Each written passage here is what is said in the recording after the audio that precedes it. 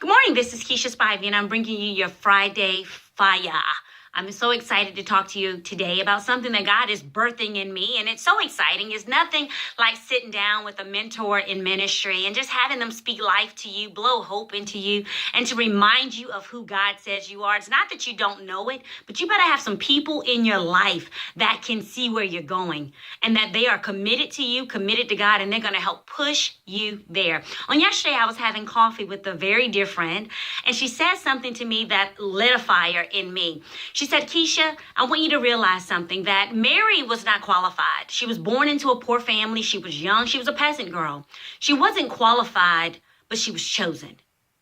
And as I marinated on that for a moment, I thought about me and I thought about several of you that I'm working with. And I just want to remind you, it's not about your qualifications.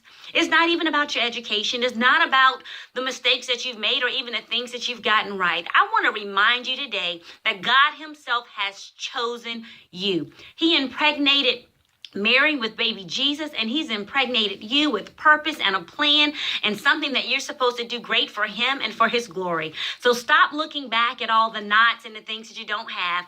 Stop focusing on the knots and start focusing on the gods. And what you've got is King Jesus. And what you've got is what he's deposited on the inside of you. What you have in your hands is access to the resources to bring that thing through. So instead of sitting around moping and complaining about what you don't, I want to challenge you today to realize that God chose you. Not only did he choose you, but he equipped you. And he's given you every single thing that you need to have the God kind of life. He chose you before there was a sun, moon, stars in the sky. He's ordained you for such a time as this, just like Esther, to be about your Father's business and to be in a designated place at a designated time to do what he's called you to do. So see where you are as preparation. Know that you have the resources. Know that you have the tools. Now get excited. Fill yourself up with hope and expectation. Turn your cup up.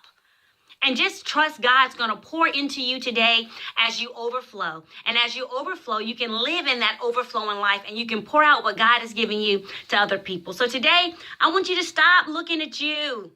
And I want you to look up to the hills from which cometh your help. And I want you to be reminded that the King of Kings, the great I am, said you.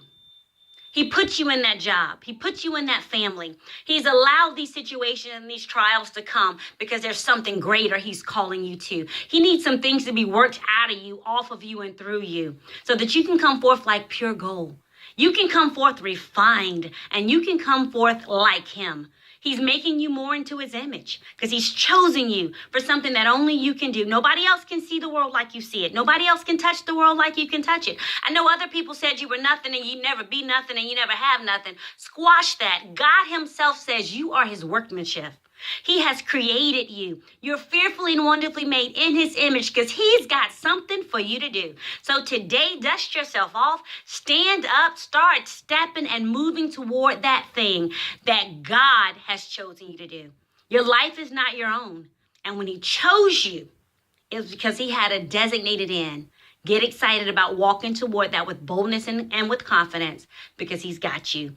Do you to the max. Have an amazing weekend, and I'll talk to you on next Friday.